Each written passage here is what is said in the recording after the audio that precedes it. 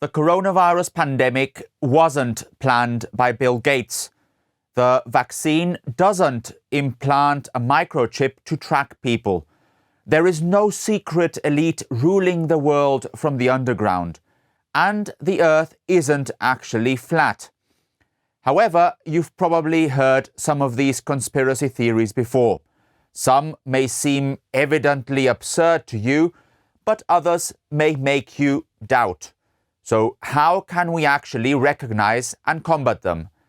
I am Thomas Sparrow. I'm an international correspondent based in Germany.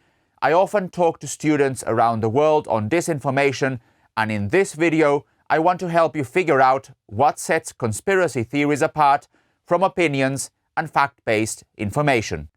First, it's important to know what conspiracy theories actually are. The European Commission has said they are beliefs that powerful forces are secretly manipulating events.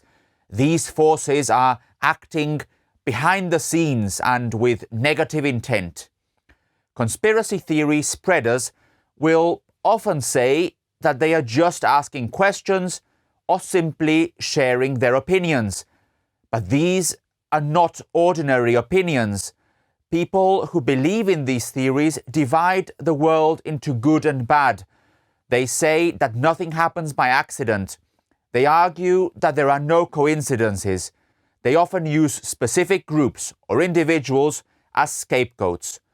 Such views, if they become widespread, can have negative consequences. They can make us doubt scientific evidence. They can help radicalize people. They can lead to discrimination against specific groups.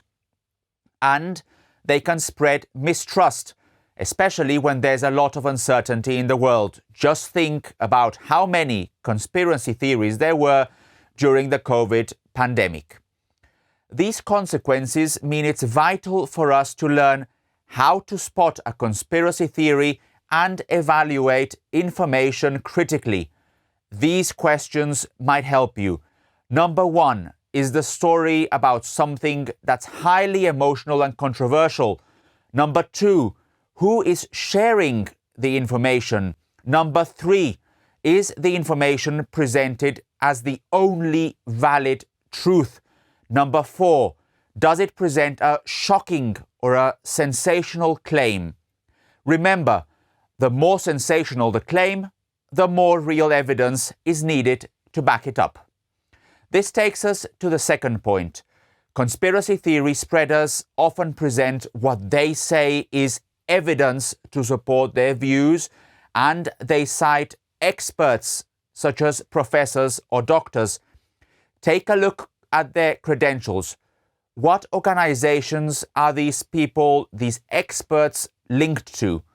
What else have they published and where? And have they been cited by reputable institutions? It may be difficult to get answers to all of these questions, but taking a more critical look at the information you consume might actually help to spot red flags. And don't forget that if you're in doubt, don't share the content. If you sense there's something just not quite right, then take a step back and think twice. It often helps to check whether the information has been published or fact-checked elsewhere, for example, by trustworthy news organizations. It might also be an idea to speak to adults you trust about your concerns, your school teachers, your parents, and other relatives. Don't keep your doubts to yourself. So we've now learned some important information on how to spot conspiracy theories and how to protect ourselves. I know it's not always easy, but I do hope these tips will help you stay critical and alert. This is Mobile Stories.